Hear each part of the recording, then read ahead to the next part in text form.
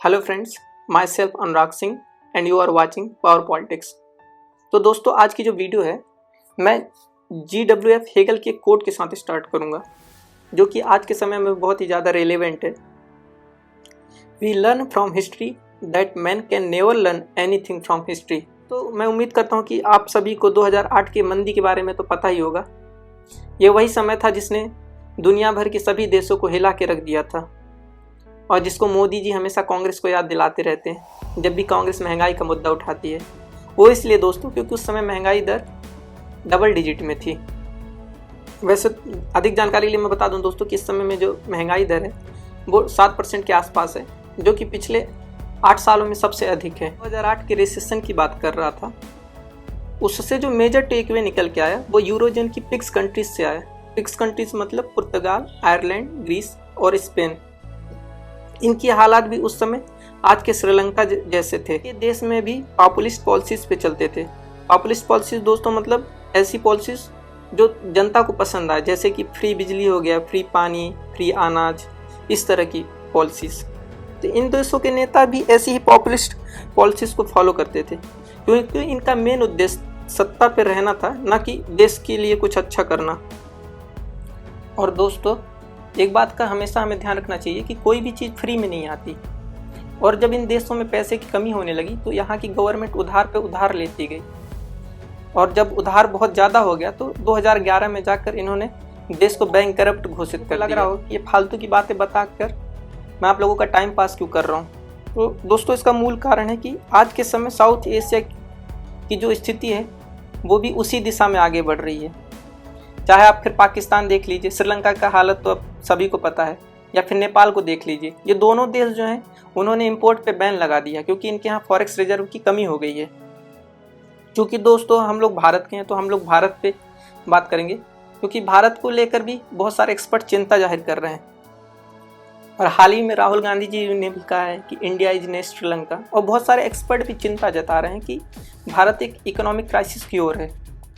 भारत देश में इस समय महंगाई दर 7.8% है, जो कि पिछले 8 सालों में सबसे अधिक है, और रुपया भी अपने निचले स्तर पे है।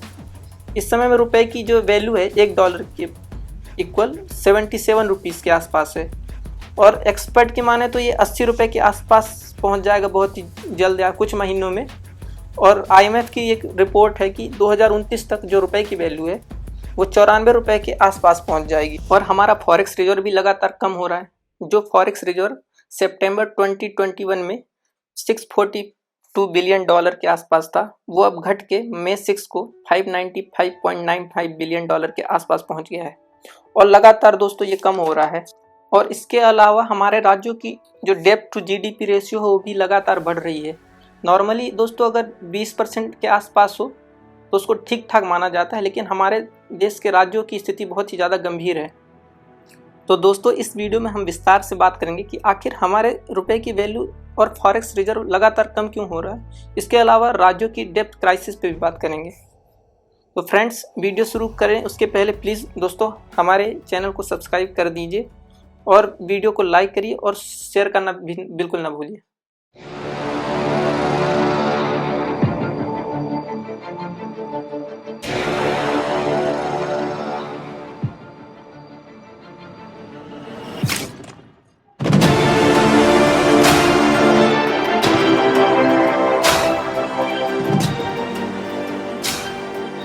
अक्सर सुनते होंगे कि रुपए की वैल्यू आज इतने पैसे गिर गई या फिर उसकी वैल्यू बढ़ गई। तो दोस्तों, वीडियो से आगे बढ़ने से पहले मैं बता दूं कि यहाँ पे रुपए की वैल्यू जो भी होगी वो डॉलर के हिसाब से अपन बात करेंगे, US डॉलर। तो आप लोगों ने कभी सोचा है कि आखिर रुपए की जो वैल्यू है वो बढ़ती और घटती कैसे है? अब जिनको पता है तो अच्छी बात है, लेकिन जिनको नहीं पता है तो मैं उनको बता दूं, किसी भी चीज़ की जो वैल्यू बढ़ती या घटती है सबका बेसिक सेम है। जैसे आज के समय में गेहूँ के दाम रिकॉर्ड हाई पर हैं। आज से पहले गेहूं के दाम इतने ज़्यादा कभी नहीं थे। इसका मूल कारण है कि मांग डिमांड में बहुत ज़्यादा होना और सप्लाई का कम होना। सेम केस दोस्तों रुपए या फिर दुनिया भर की किसी भी करेंसी के साथ है।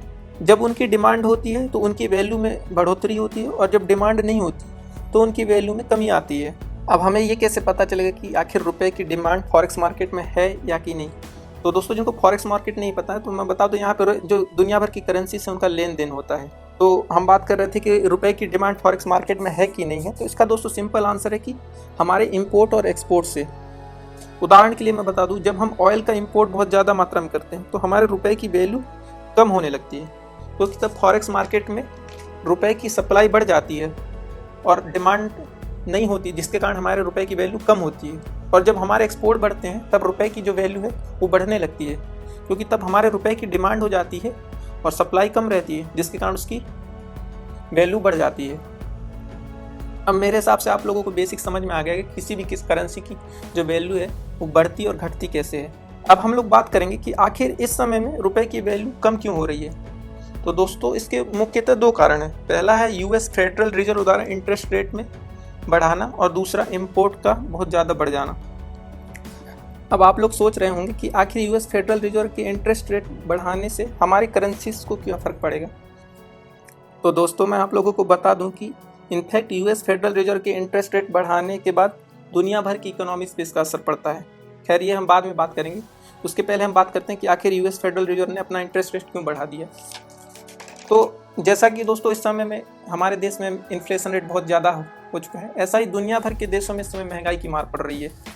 तो यूएस में तो इस समय में महंगाई दर पिछले 40 सालों में सबसे अधिक है, जिसको कंट्रोल करने के लिए यूएस फेडरल रिजर्व ने इंटरेस्ट रेट बढ़ा दिया है। अब इससे होगा क्या कि इससे बैंक अपना इंटरेस्ट रेट बढ़ा देंगे और लोन लेना सबके बस की बात नहीं रह जाएगी।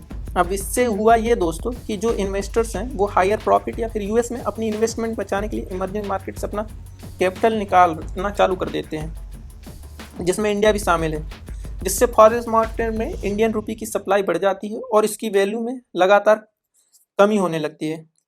वैसे दोस्तों मैं बता दूं कि ऐसा सिर्फ इंडियन करेंसीज के साथ नहीं हो रहा है, दुनिया भर की देशों की करेंसीज में की वैल्यूज में गिरावट आई है, जिसमें विकसित देशों की करेंसीज भी शामिल है, फिर वो चाहे यूरो हो या फिर जापानीज येन।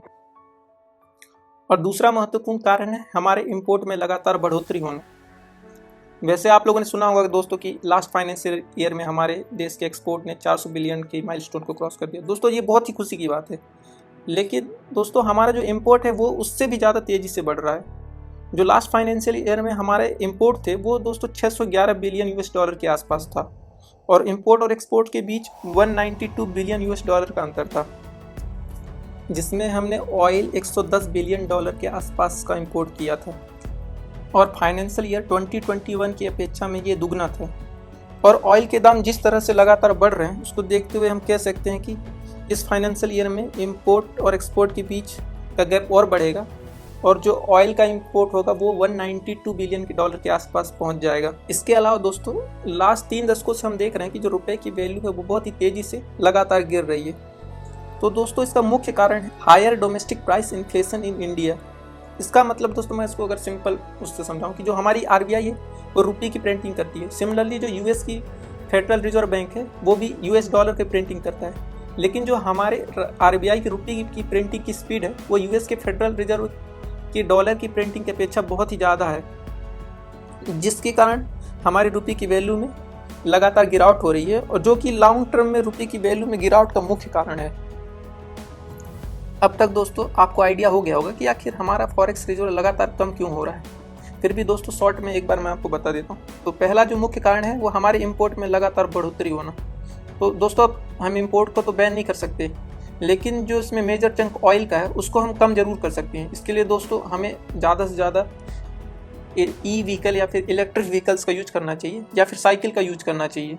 इसके अलावा दोस्तों हमको ज़्यादा से ज़्यादा मेक इन इंडियन प्रोडक्ट को यूज करना चाहिए। एक हमारी मेंटेलिटी है कि दोस्तों की जो वेस्टर्न कंट्रीज़ के प्रोडक्ट होंगे वो अच्छे होंगे और जो हमारे देश के प्रोडक्ट होंगे वो अच्छे नहीं होंगे। ऐसा आपने दोस्तों वैक्सीन के साथ भी देखा होगा। और दूसरा जो मुख्य कारण है कि जो रुपए की वैल्यू लगातार गिर रही है उसको स्टेबलाइज करने के लिए आरबीआई खुद ही फॉरेक्स मार्केट में यूएस डॉलर को बेचकर रुपए को खरीद कर रही है। इससे होता क्या है कि फॉरेक्स मार्केट में रुपए की डिमांड बढ़ जाती है और उसकी वैल्यू इंक्रीज होने लगती है। और तीसरा और जो छोटा कारण है वो फॉरेक्स रिजर्व में दोस्तों हमारे यहाँ यूएस डॉलर के अलावा दूसरी भी करेंसीज होती हैं, जैसे कि यूरो और जापानीज येन। चूँकि इनकी वैल्यू में भी कमी हो रही है तो ओवरऑल हमारे फॉरेक्स रिजर्व में भी कमी हो रही है। अब दोस्तों हम लोग बात करेंगे राज्यों के राजकोषीय घाटे और उनके कारण पर। दोस्तों क्या आपको पता है कि देश के राज्यों और केंद्र शासित प्रदेशों पर कुल कितना कर्ज है? अगर आपको पता है तो मुझे कमेंट करके बता सकते हैं। जिनको नहीं पता है मैं उनको बता दूं, टोटल कर्ज 70 लाख करोड़ के आसपास है।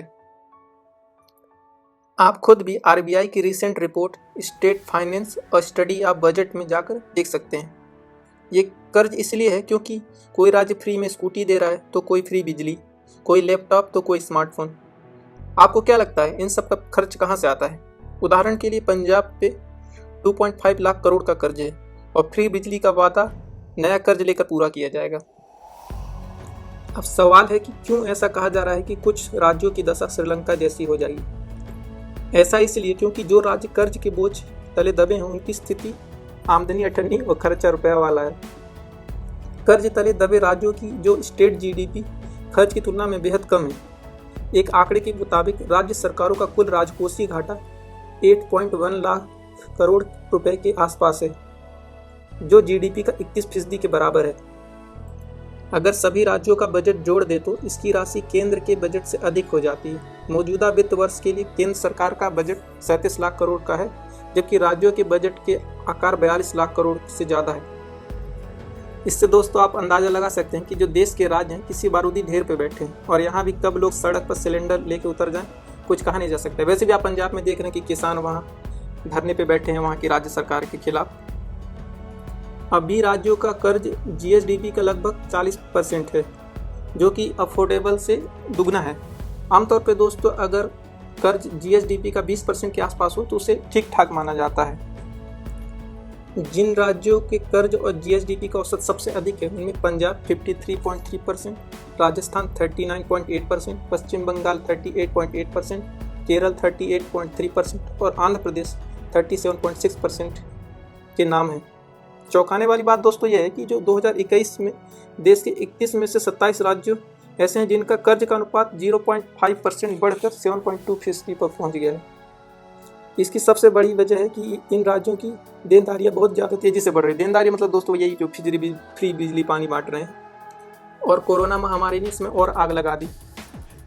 दोस्तों ये जितने भी राज्य मैंने बताए सबसे स्थिति ज़्यादा खराब पंजाब की है।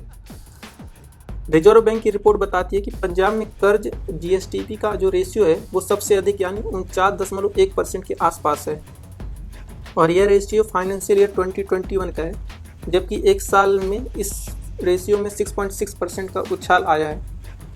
दोस्तों साल 1991 के बाद यह सबसे बुरी स्थिति है जब कोई राज्य ऐसे भयंकर कर्ज के जंजाल में फंस गया है। और इसमें मुख्य कारण है फ्री की योजनाओं का, जैसे कि फ्री पानी, फ्री बिजली या फिर कर्ज माफ़ी। दोस्तों इससे कोई ज़्यादा खास फायदा तो होता नहीं, उल्टा देश या फिर राज्य की स्थिति और गंभीर हो जाती है। और ऐसा दोस्तों हमें पंजाब के आंकड़े से ही पता चलता है। इनकी जितनी कमाई होती है वह सारा पैसा कर्ज की देनदारी में चला जाता है। ऐसे में विकास कार्यों के लिए कोई राशि बचती ही नहीं है। और दोस्तों राजस्थान की भी स्थिति भी कोई खास नहीं है। इनका भी जो डेट टू जीडीपी रेशियो है वो 42% के आसपास है। अब दोस्तों लास्ट में मैं सिर्फ इतना ही बोलूँगा कि कर्ज लेना बुरा नहीं है। सभी बड़े बड़े देश कर्ज लेते हैं, लेकिन इनका उपयोग राज्य की स्थिति को ठीक करने के लिए होना चाहिए। इनका उपयोग सही कामों में होना चाहिए जिससे राज्य के लोगों की वित्तीय स्थिति में सुधार आए, जिससे राज्य की वित्तीय स्थिति में भी सुधार आएगा। न कि इसका उपयोग चुनाव के वादों को पूरा करने में किया जाना चाहिए। धन्यवाद, जय हिंद। और दोस्तों लास्ट में अगर आपको ये वीडियो पसंद आई हो तो प्लीज़ हमारे चैनल को सब्सक्राइब करिए और वीडियो को लाइक करिए और शेयर करना ना भूलिए। और आपके जो भी फीडबैक हैं आप मुझे कमेंट के माध्यम से बता सकते हैं। धन्यवाद।